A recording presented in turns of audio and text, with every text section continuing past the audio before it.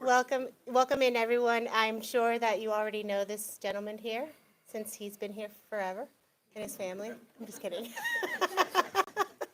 um, well, yeah. That's me. That's me driving it. Well, welcome in, welcome in. Thank you once again. I see a few familiar faces joining us for another hopefully wonderful program here at the Stonington Free Library. Please silence your cell phones if you can, just so that you pay attention to our esteemed guest, Rob Palmer, who will be sharing A Fireman in the Making, Manhattan 1904. Rob, as most of us know, is a 50-year fire service volunteer of the Stonington Borough and Pawcatuck Fire Departments, right here in Stonington, obviously. And he's a history enthusiast, and his particular interests include the study of firefighting and fire apparatus in all eras. I'm sure he's a man of many talents, and there's a couple of books by him and his father here. So please peruse our shelves whenever you can. Right now, we're talking about A Fireman in the Making, which is Rob's latest fictional story set in the earliest 20th century in New York City, following Mickey Farley's journey from aspiring architect to firefighter. So with that, I'll leave you with Rob. Thank you so much. Thank you, Noah. All right, he's got it all covered. Sounds good. Okay. Well, I didn't know that the screensaver was going to be the most of my show. So, but I will advance the screen. There's the book that I have been working on for over 4 years. It came out in May, and I've been doing book talks around Connecticut. 2 days ago, I was in Groton. I've been to Lebanon, Connecticut. I've been to Woodbury. I was at historic Stonington. So we're getting around, and it's people like you who are readers who like books. And I found it's been pretty hard to sell the books or get the word out to the people who you would think might like to read. But, oh, you know, they say, I got a pile a mile high in my bedroom there, but I just say, well, put the book on the top of the pile and you'll be all set. So what I'd like to do tonight, I have a little script here that I sort of follow. So if I'm looking down, I'm cheating. But I would like to give you a little bit about the content of the story, about the city of New York. It's a different time, of course, 120 years ago. Tell you a little bit about the fire department and give you a couple of little pieces of the story along the way. I'd like to give a little credit to this fellow here, who you would think has nothing to do with the story, because that photo was probably taken about 1940. But his name is Albert Dreyfus. He was not a fireman, but he was very interested in the fire department in the city of New York. And starting in 1912, he took photographs of all sorts of things about the fire department. And he did so for 35 years until he died in 1947. He was the unofficial firefighter and unofficial photographer, and then they made him the official photographer. So he seemed to be everywhere. But if you were in Manhattan in those times, it was a busy place. You really didn't have to go very far to find a big fire. So his name is Albert, and the reason is that his grandson gave his collection of photographs to the Connecticut Firemen's Historical Society, which is in Manchester. It is in my book that it is now a museum. The firehouse was built in 1901. So we're lucky enough, I being on the board, to have the collection of photos. And they're in New York, they're drooling that we have them, and they do not understand why we should have them. But you will see some photos that he has taken over time. So here's my first question for you. Well, now it's the second question, because the first one was about the screensaver.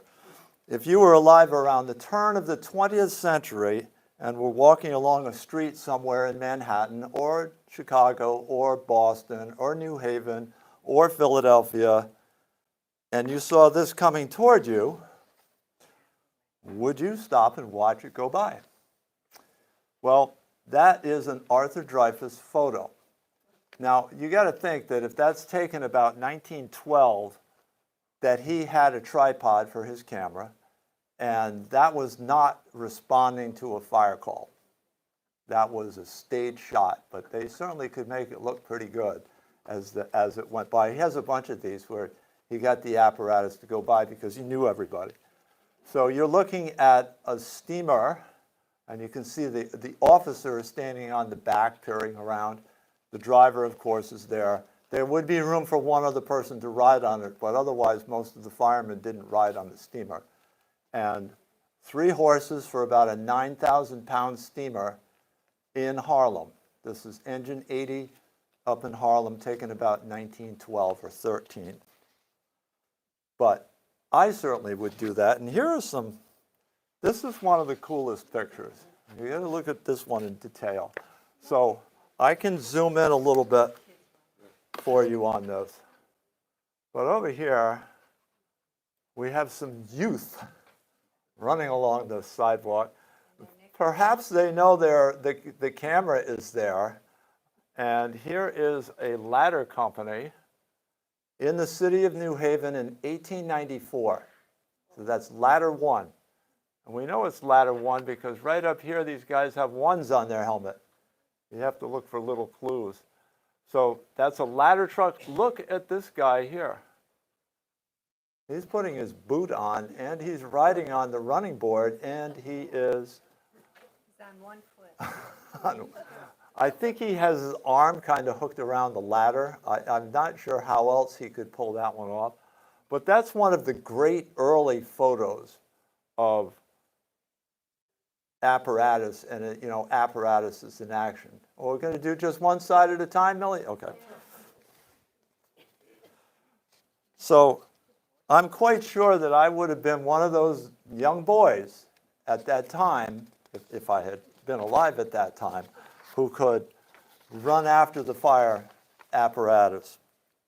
So a little bit about me. So I've been collecting information about fire trucks from New York and Connecticut for years and years. But I never paid much attention to the apparatus that was drawn by horses, like this. I suppose it's because I didn't grow up with them. Still, I hadn't taken time to study the early history of firefighting. Did you know that for nearly 50 years, from 1865, that would be when the paid department in New York began, to 1911, horses were used exclusively to pull all the fire apparatus of not only New York, but all the paid departments in the United States. And before were volunteer companies, and the volunteers, for the most part, did not have horses. They were pulling everything by hand.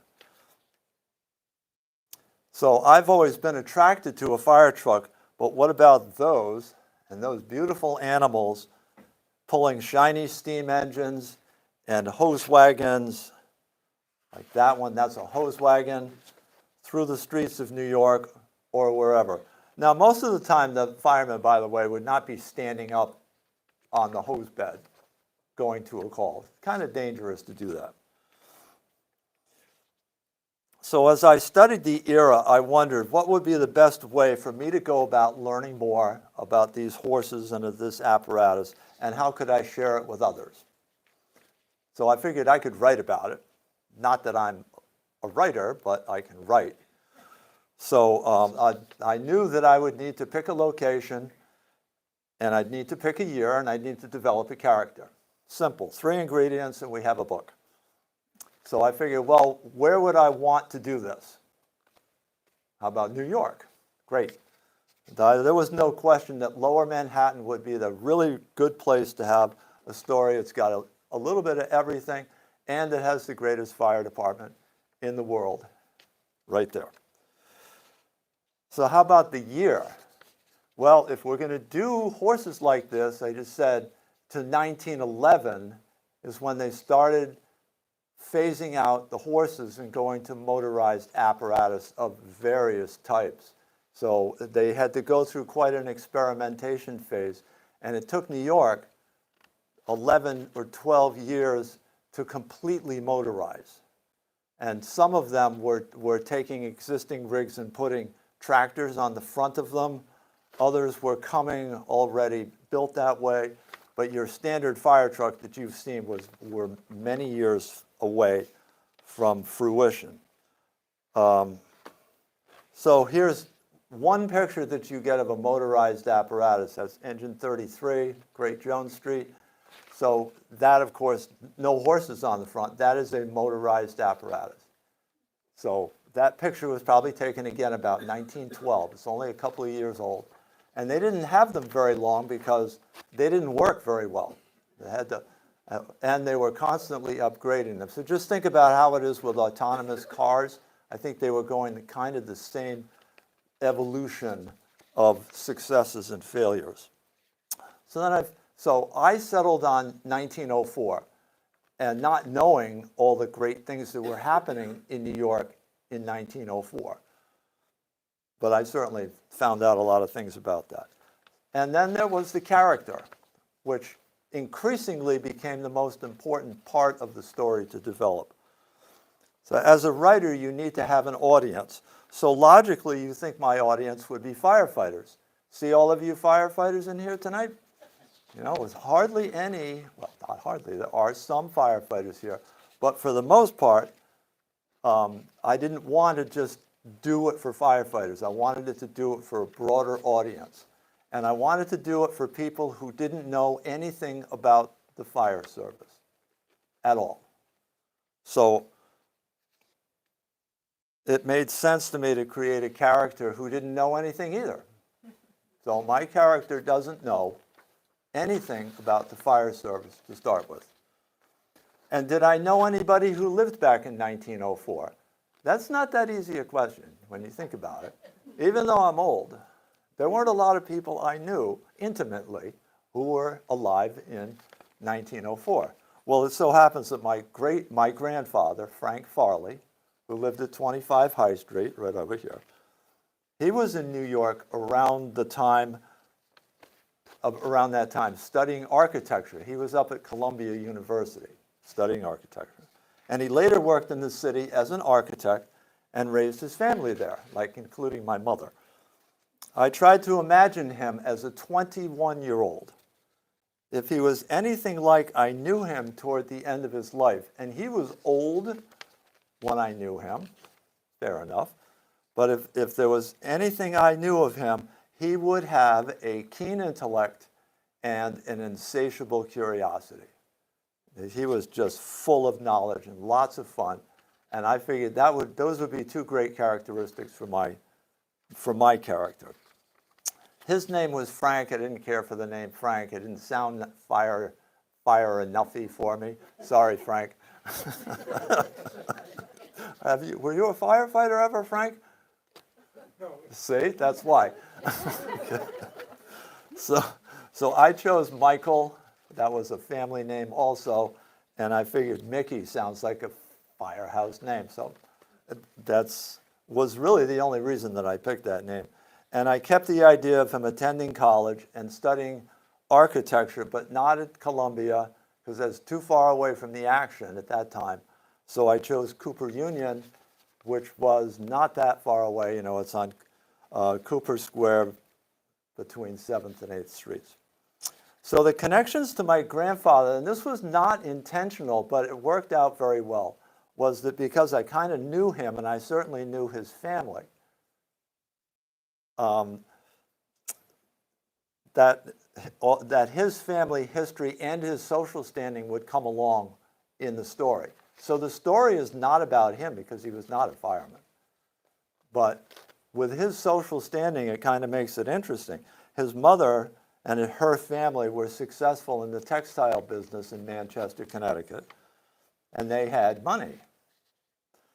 So therefore, any interest that Mickey had in firefighting, which is a decidedly blue-collar profession, especially then, that was going to be a potential conflict. And you know, that's what's great about stories is they love conflict. You got to have some conflict. So I had some conflict. So Mickey was not going to be your typical candidate for the job. From the start of my writing, it was a first-person story, so we're going back about 5 years now. And I wanted to put the character right into the story and be in the action all the time, which I discovered was kind of a limitation when you think about it, because he had to be in every scene, because he's telling the story. But beyond that, I didn't have an outline for the story, I didn't have a goal, and I definitely didn't have an end for it. So, I just started writing it. It was a series of events that I put together based on the same question. What will Mickey experience next? And I thought, hey, we'll do some big fires. This is what Arthur Dreyfuss was going to these fires all the time. So I figured that that's what it would be. But, the story isn't as simple as doing that. He can't just be going to big fires all the time. You people would all say enough of the big fires. So big or small fires. Fires weren't fought the same way as they are today. I'm sure you understand that. And Manhattan was not the same as it is today. And a 21-year-old did not think and act like one does today. And just how does one become a fireman in the early 20th century? And what was firehouse life like? I didn't find any books or accounts that specifically addressed that. So I had some work to do. So let's get you into the story a little bit. Here is it's not a very good map, and I know you can't see it, but I'll zoom in a little bit. That is Manhattan. And it's all color-coded because it comes from a book of maps that tell you the index of here's where you want to go to map 13 and so on. But I will zoom in here a little bit. This is obviously the Battery is to the south, and the East River is to the right, and the Hudson or the North River is to the left. And if we zoom in here, notably we have this area in yellow, which is, there's Great Jones Street, and a little bit further down, Broome Street runs along this red line. I mentioned Broome Street because it figures prominently in the story. But I'll zoom in. I'll give you a different map here. This one. I won't. Oh, I see. I got to unzoom before I do that. So this is a different map a little bit later. I made a green rectangle that shows the dry goods district, which is the original dry goods district. It's south of Washington Square. So the Triangle Shirtwaist Factory was in the northern part of that rectangle in 1911.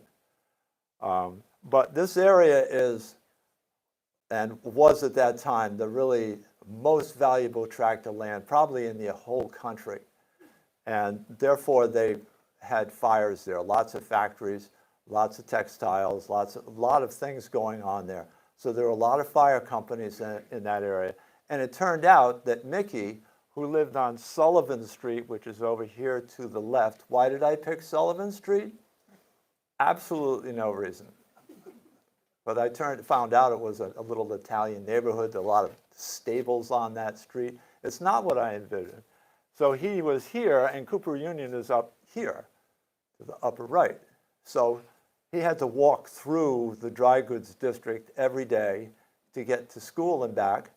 And nestled in there is not only engine 20, but ladder 20, or truck 20, and engine 33.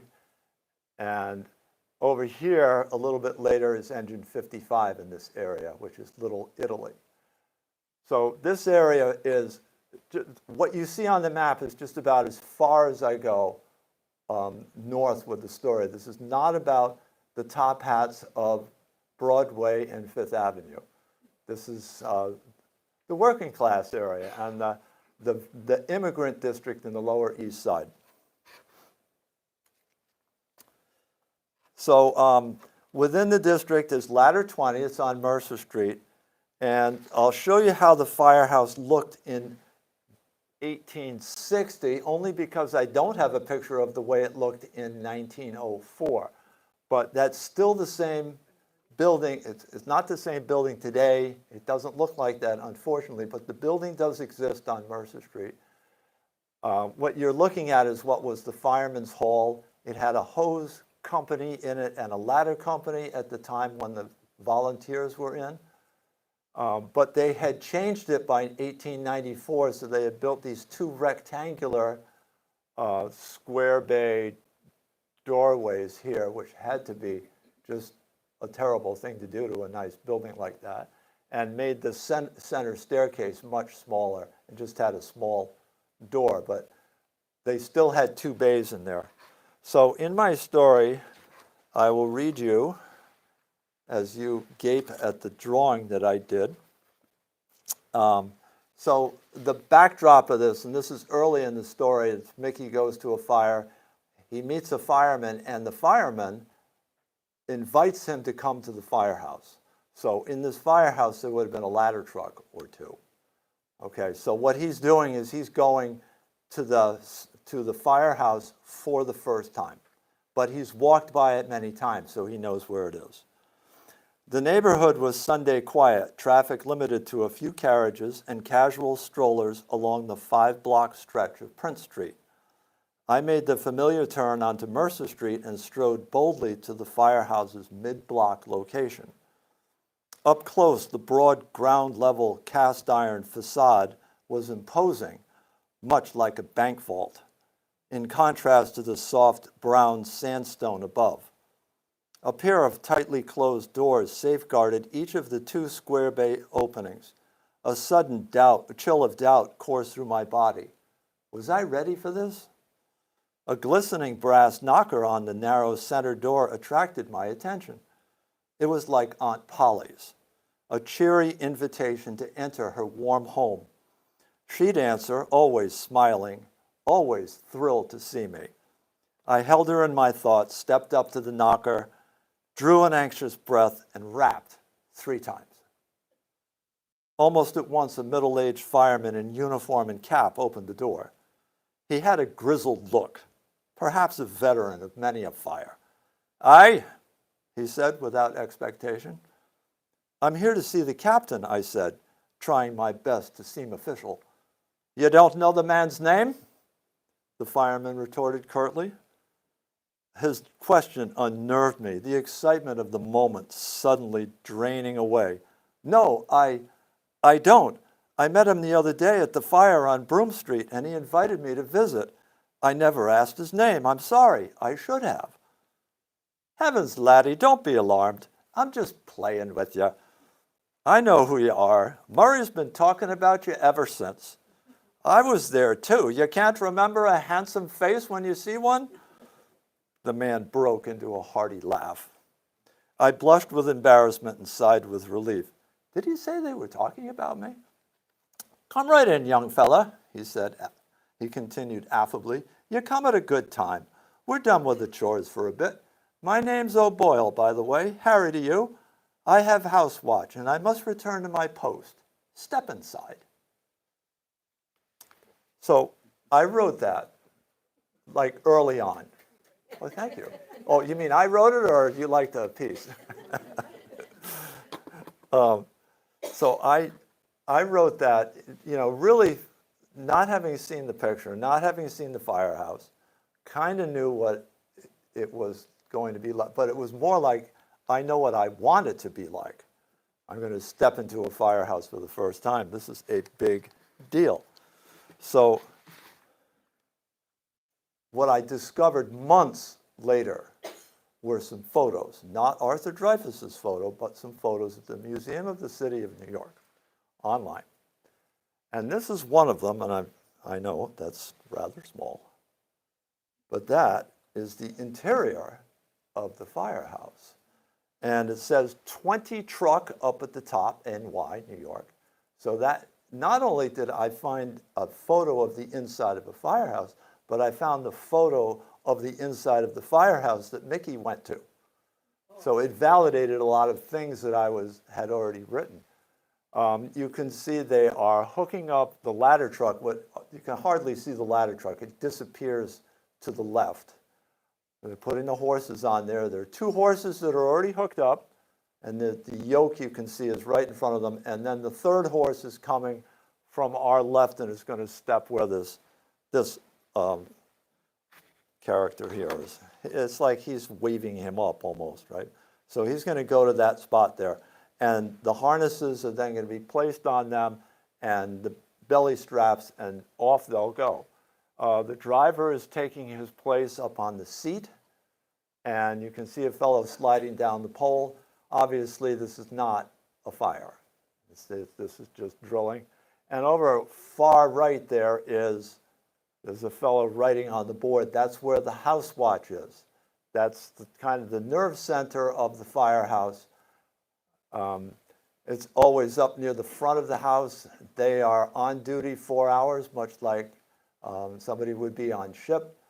And they have to answer the door, answer any questions for the public, take care of anybody going in or out, and keeping track of all the bells that are ringing, whether they have to go out or not. So I was thrilled to see that picture there. And then there's another one here. This is the house watch. That's the same house watch desk. It might not be the same person, but it's not necessarily O'Boyle. But that would have been the job he had. You wear a uniform when you're in public. And he's got a bell, 2 bells there, and a phone. He's got this alarm board.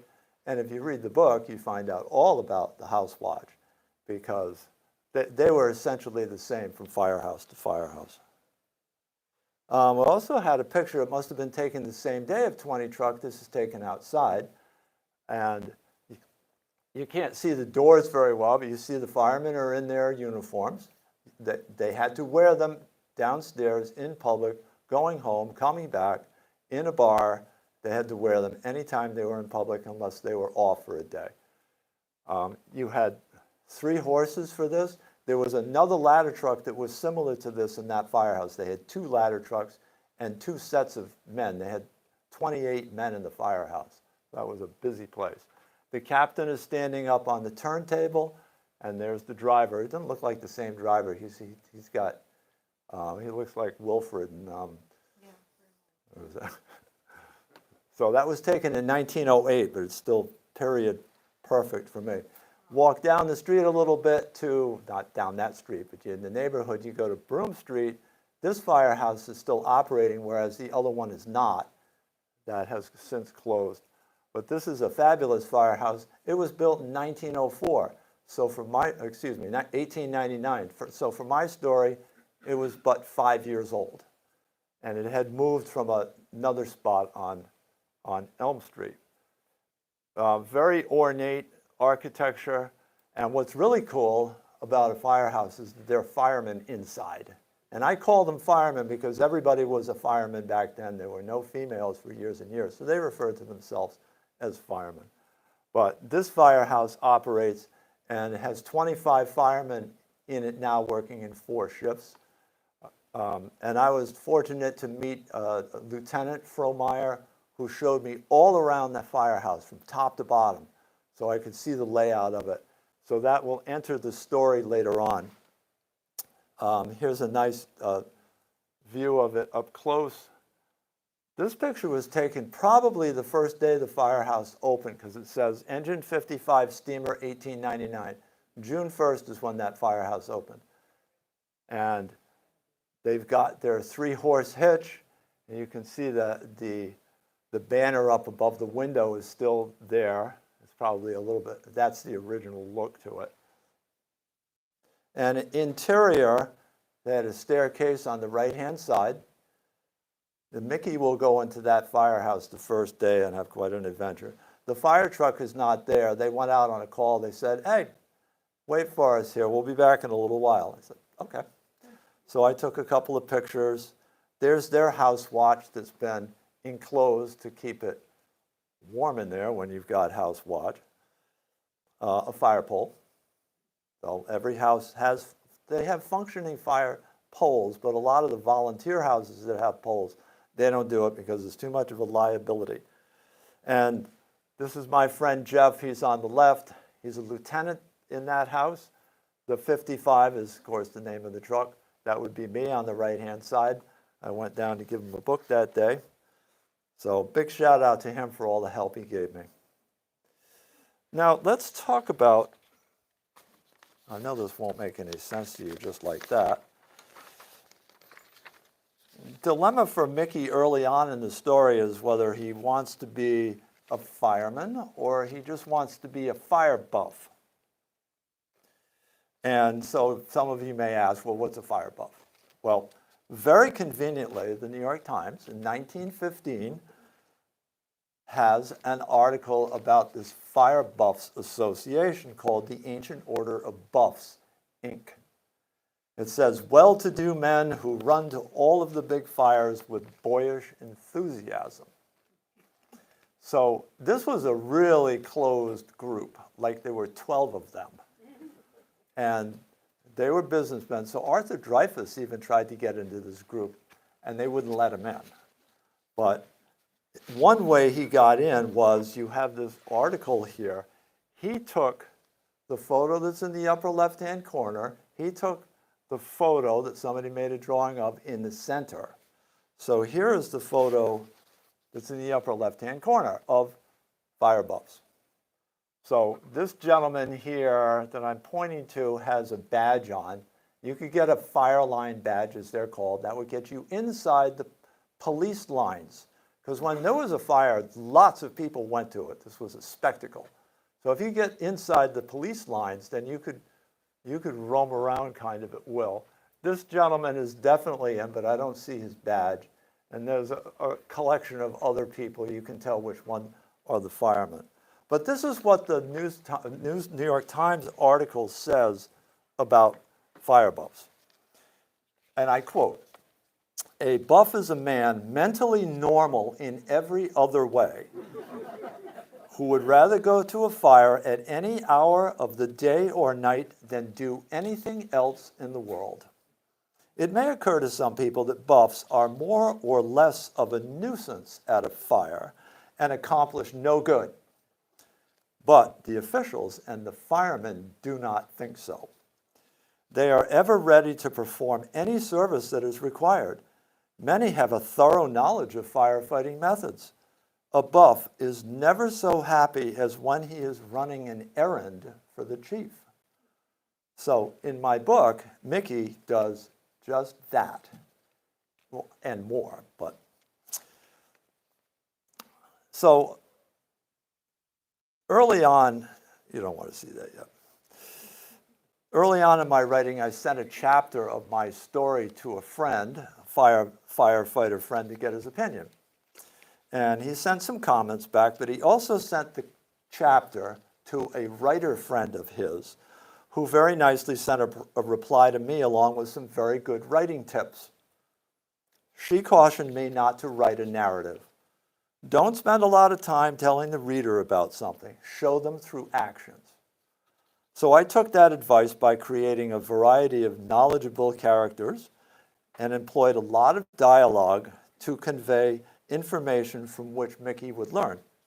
The more he learned, the more the reader would learn, and of course, the more I would learn in the process. An example of dialogue instead of narrative is a scene in a restaurant in which Mickey tells his best friend and roommate, Billy, about a training activity involving scaling ladders at the fire department's School of Instructions that Mickey is attending.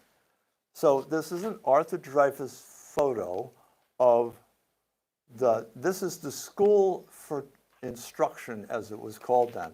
It was up on East 67th Street.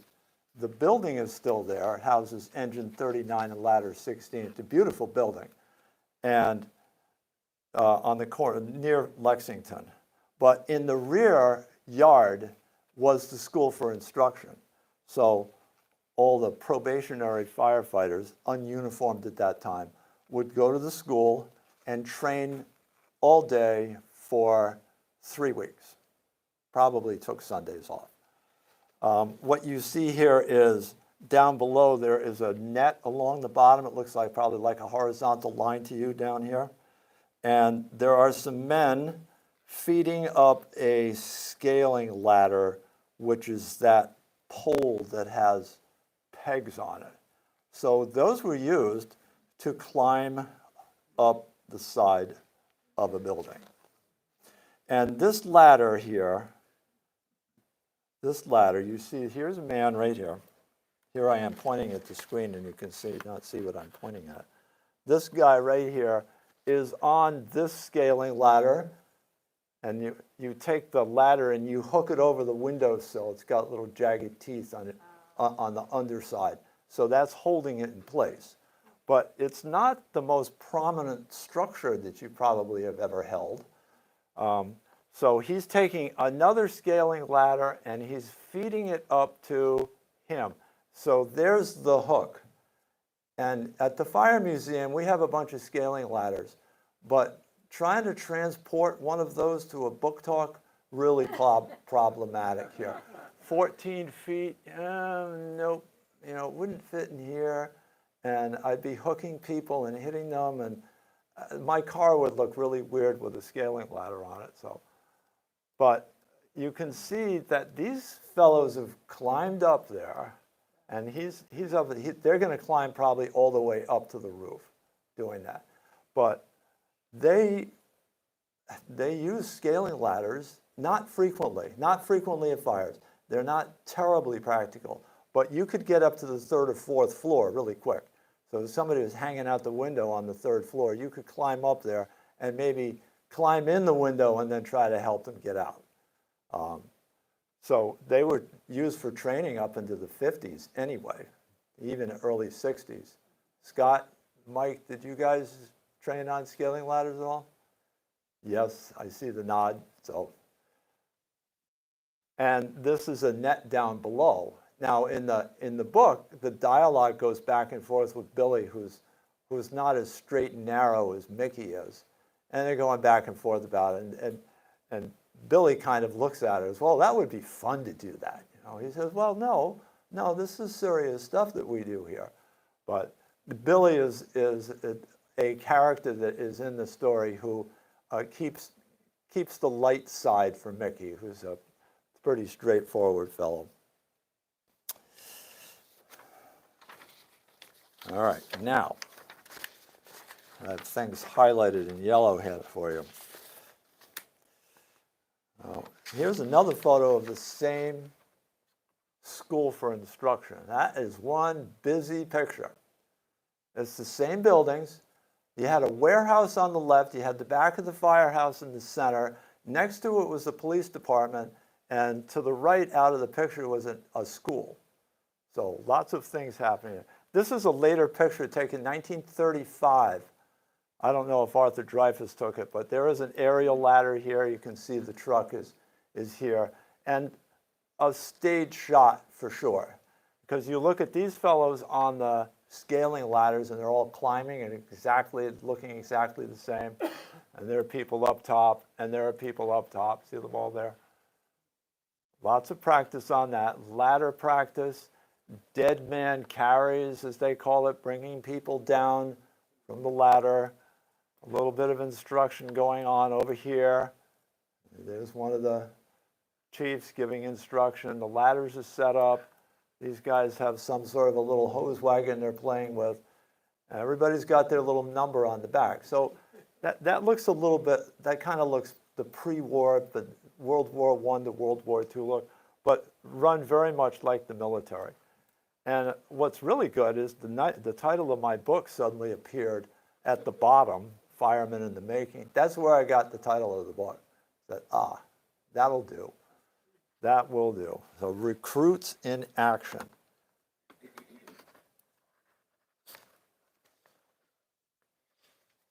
Okay, now a little story here about this, but I'm not going to show it to you. Not shown in that photo there, life nets were another part of the School of Instruction training. You don't have it. I don't have. Well, I thought you wanted that. Yeah, no, I don't want to show you that picture yet. I don't want to give away this part. Sorry. So excuse me. So the scaling ladders were carried on all the. Back up. I'm going too fast. Not shown in the photo, life nets were another part of the school instruction training. They carried on all the ladder trucks, but they were not often employed. Regardless of the era, fire companies trained daily, often at the firehouse. So I want to read a real quick newspaper article from the Times. It's nice that it's on this. The headline is 300-pound woman hurts after saving 5. Crashes through life net from 3rd floor of burning tenement in Newark. Mrs. Martha Williams, 53 years old, helped 5 other tenants out of a 3rd floor window of a burning tenement at 5 o'clock this morning, all of them landing safely in a fire net below.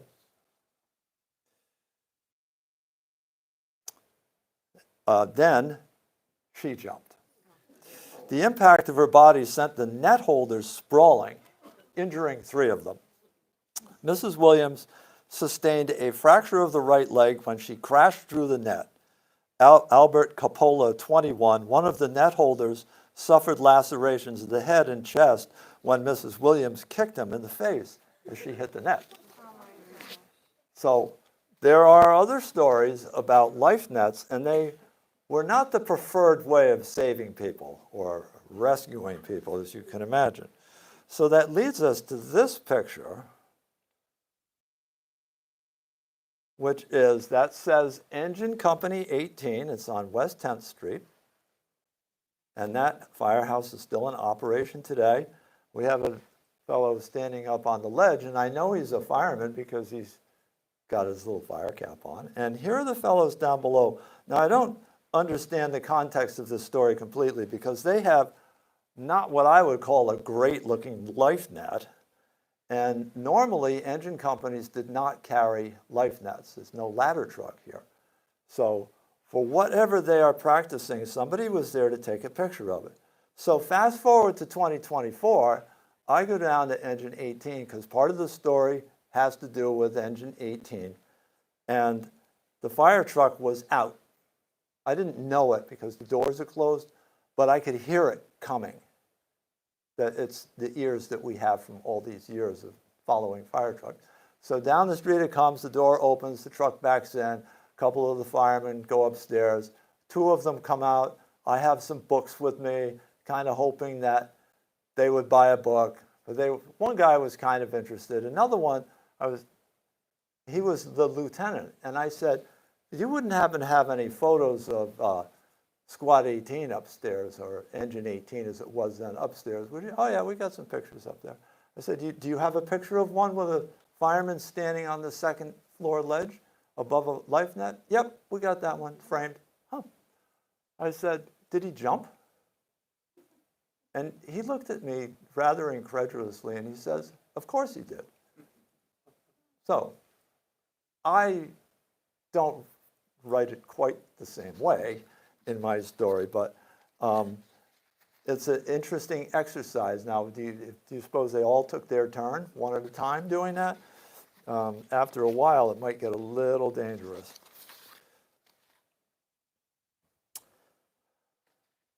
So I decided early on that I wasn't going to write chapter after chapter about the brave exploits of firemen, for that really only happened to a few firemen employed in the profession. Was firefighting thrilling? For some, yes, but for many others, it was just a job.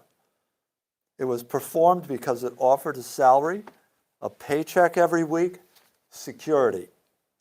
Entry-level pay for a fireman in 1904 was $800 a year, with a $200 increase after the first year of service. It served the purpose of feeding the family and not so much to entertain or glorify each individual. It was fair compensation for a dangerous job, a job that's more dangerous than it is today. These are important elements of my story. And so I was interested, well, how much is $800 in 1904? I mean, we can convert it to how much it is now, but what could you do with $800? Well, I happened to find a source called Wage Earners Budgets, a study of standards and cost of living in New York City that was written in 1907, but the data came from 1904, it just so happens, of about 70 families living in Greenwich Village. So it was perfect, absolutely perfect. Now, the head of the household was the wife. And she, among all her housekeeping chores and doing all the food, taking care of the family. She was the budget. She managed the money. The husband would come in, give her the money. Any kids that were working would give her the money, and then she'd dole it out, and she'd figure out what everything was going to be paid for, from the rent to the clothing to food and heat and electricity and all those things, and insurance. And so interesting that how important the insurance was to the family, particularly the husband, because he did not want to die a pauper or a commoner at all. He wanted a proper burial. So they would pay into these benevolent associations and insurance companies faithfully every week, to the point that if they couldn't pay their rent one month, they'd forego the rent and pay the insurance. And maybe they'd scrape by on food until they could get enough money to pay for that insurance. So among other things, I found out that $800 is a little bit higher than an average wage and would do quite well when you consider that a small apartment in New York was about $20 a month for rent. And you start adding up really small totals. It was affordable. And with Mickey as having a roommate, and they could share the cost of that, they actually did quite well. Another interesting research source, fire department related, was a report of the fire department that they came out with annual reports from 1871 up to about 1918 and beyond. Lots of stuff that you would not want to read, but I love. All the apparatus and all the fires and the reports of the commissioner and about the fire alarm system and arson fires and records and good stuff. But so I was able to translate some of that and put it into the book in readable form. Another resource was the Sanborn maps. There are Sanborn maps here for Stonington. There are maps for Norwich and New Haven. They're insurance maps. They were drawn so that the insurance companies would know what they had for their liabilities and so on. This particular map is drawn in 1905. How convenient. And it shows a 6-block grid in Manhattan. Mott Street is to the right, then Mulberry Street, Baxter Street. So it's really the heart of Little Italy and what has more become Chinatown. Grant Street to the north, Canal Street to the south. But forget the street stuff. What you've got in pink in 1905, those are brick buildings. The yellow blotches are wooden buildings. So predominantly brick, which is good for fires. You can contain a fire in a brick building much better than you can with a wooden building. We've got things like every single address, the numbers of the address. I'm looking over here on the right here. I see the cursor is on the right side there. So you can find a lot of these buildings today. They're still there. It has S&D on here, which means there's a store on the first floor and a dwelling above, or dwellings, and it's a 5-story building. So I could get pretty detailed with my story because I knew what the buildings looked like. What I want to point out at 131 Mott Street is that they had a 5-story building, and then they have a building in the back. So this building that I'm circling is a dwelling, 4 stories. This whole row of buildings was not there originally. They were added to the property afterwards by landlords who had all sorts of immigrants coming in and needed a place to stay, to live.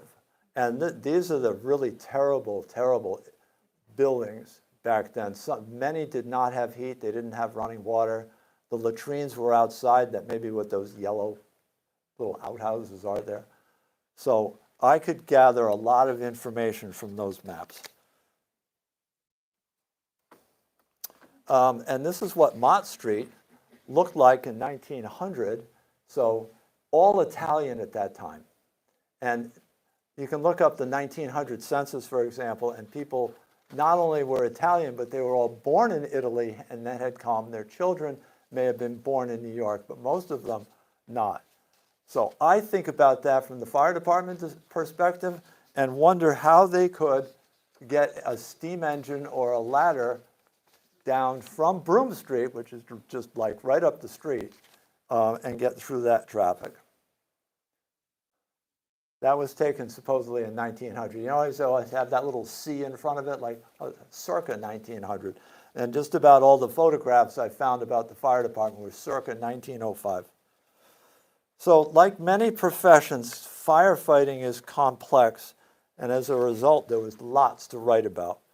And here are just a few situations as I wrap up. One thing you could do is ride on a ladder truck. Well, this is a ladder truck like the one that was at ladder 20, another Arthur Dreyfus photo. By the way, the horses were best if they were all the same color within that 3-horse hitch. You didn't want to mix and match if you couldn't help it. But the city owned the horses, so you got whatever you got. You got firemen on the running board. You have the man up in the rear here. He's the tiller man, as he's called. He drives the rear, and the captain again is up here. And this is ladder 31, which is in the Bronx, and they have a dog down here. And as much as anything, the dog was useful because it would ward off other wild dogs. It was there to protect the horses. So it was. I don't think anybody trained them for that. I think they just knew how to protect those horses from such an attack. This photo will be important in the story because it's the battalion's buggy. So the battalion had a driver and the 1-horse hitch, but you can also see in the back that's ladder 20's bay opening. Some of the gridded windows they have, those are, you can still see them in New York firehouses today. They've kept that. And what I really like about this picture is there's the door knocker. There really was a door knocker on that front door. Not Aunt Polly's door knocker, but there it is. And then they could go to something like this. How about a basement fire? That would be a real picture. I mean, it doesn't look like anybody's really panicking in this situation. On the other hand, it's not I don't think it's a staged shot at all. Or maybe the battalion chief would go down into the basement to figure out the conditions. I know he's the battalion chief or a deputy chief because he's got a white helmet on. That was one of the most dangerous things you could do. Injuries, maybe as a result of going down in the basement, this is where the triage would be, and most of these fellows are overcome by smoke, and they're just sort of left to sit there and recover on their own because there was not a lot you could do about it. Fresh air is what you needed to clean out the lungs, and then you'd start over again. But that was an inevitable part of the job. This is one of the reasons that I said that the firefighting is more dangerous back then than it is today. We have much better equipment to protect ourselves, but as a result, we can get a lot closer to the fire. So, pick your poison on that. Here's a steam engine, and most of that smoke is coming from the steam engine. They burned a lot of coal. You can see there's a pile of coal there. That's engine 28 hooked up to a hydrant. And here's another steam engine. In this case, the horses are still hooked up to it. That's what those bumps are over here on the right-hand side. They'd cover them up. The driver was responsible for the horses and their safety. If he didn't think they were safe there, he'd unhitch them and move them out of the way, or even move them back to the firehouse if it was cold. That would be the engineer standing there operating the pump. This fellow would be doing the stoking or the shoveling. Here's a big fire. Notably, that mast is a water tower. That's all they had. They didn't have aerial ladders that could put a stream on it at that time, and they definitely didn't have buckets you could go up in. All of those are Arthur Dreyfus photos, as is this one. This is later, you can see that the vehicles are motorized, but essentially the firefighting hasn't changed. A lot of outside firefighting, pour a lot of water on the building, pour more water on the building until it goes out or the building collapses.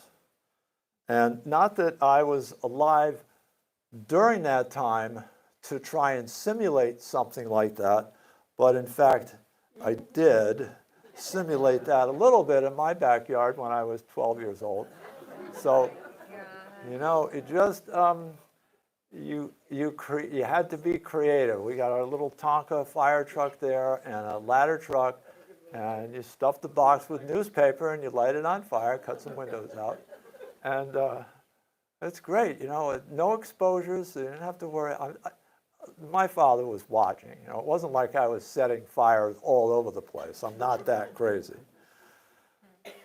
But that is my chat for today, and I hope that you'd be interested in buying a book or promoting it to your friends, because I think it's going to be that kind of a book. It's on Amazon, but nobody knows it's on Amazon unless I tell them that. But this is the best part, is being able to come and do talks like this and, you know, have a nice person-to-person chat. So, thank you all.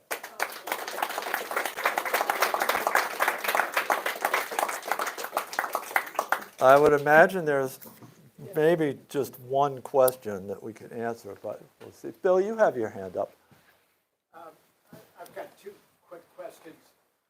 First one, when there wasn't a fire and everybody was sort of idle in the firehouse, did they always keep two horses with bridles ready to go, hooked up? At the ready, as we would call that? No, they did not have to do that. But if there was an alarm somewhere in Manhattan, because all of those were hooked together, the original rule written in 1881 was that every company in Manhattan had to hook up their horses and be at the ready on the floor, on the apparatus floor.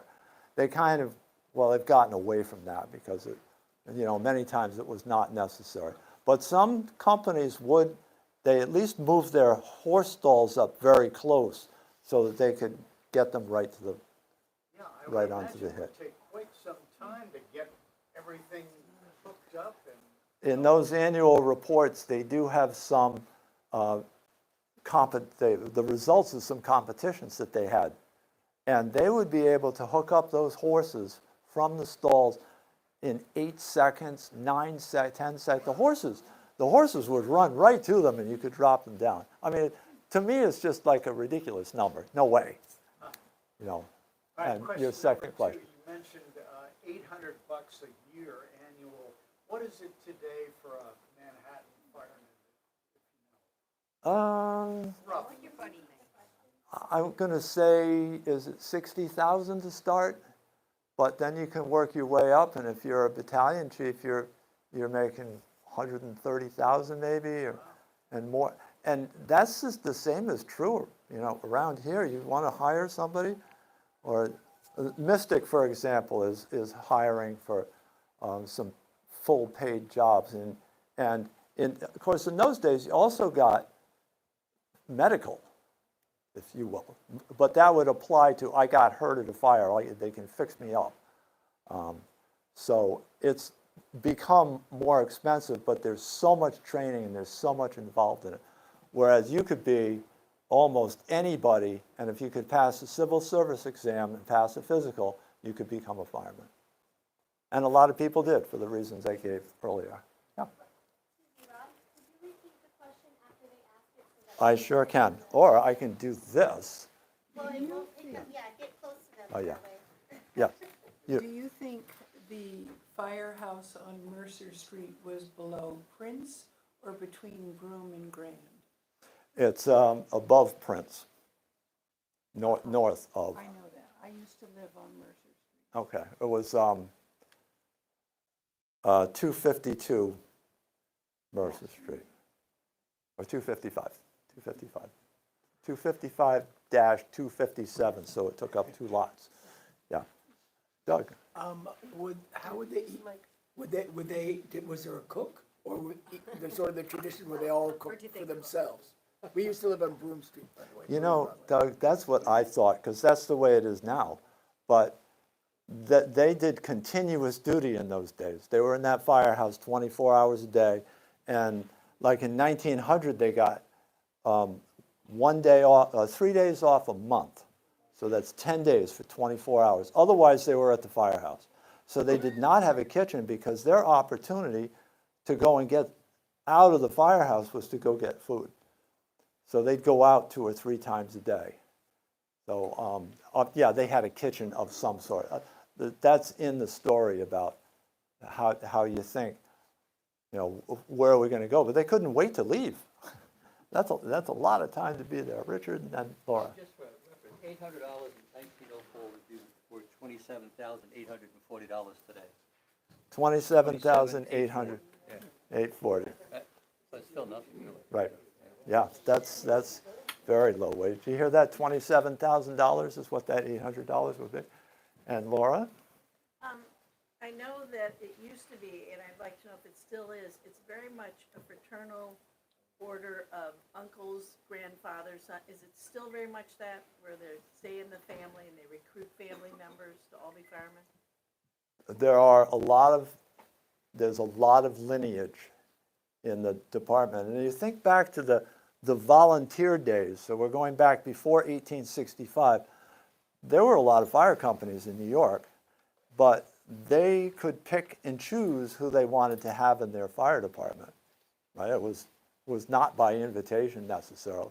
So the Irish, for example, are like in the police department, are broadly represented.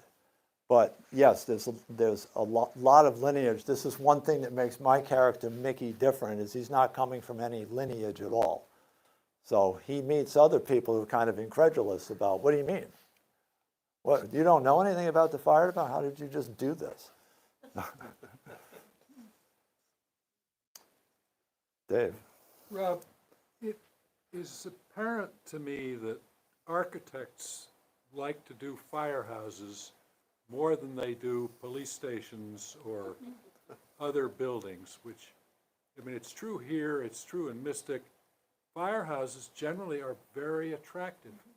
It appeared in the photos to have been true then. Yeah. What's that about? I don't know. I think there's a lot of pride in the way a fire department looks.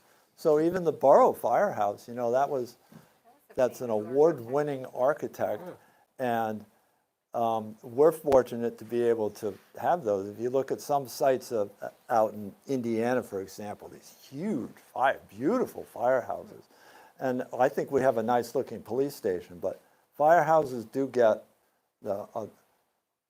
it's really nice how they are like that.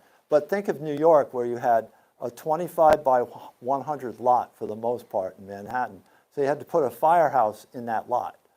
And that's not, you know, that Broom Street firehouse is 22 feet wide inside. There's hardly any room in there for that, for much of anything. And then when now they put a ladder truck and an engine company together, and they can do that because they've remodeled houses. But they're still beautiful. They still have wonderful architecture. But I haven't been asked that question yet. That's a good one. Well, I have books if anybody is interested. I can catch up with you another time. We just scratched the surface. There's a lot of stuff in the book. So hopefully you'll like to do that. But I had a lot of fun tonight. Thank you.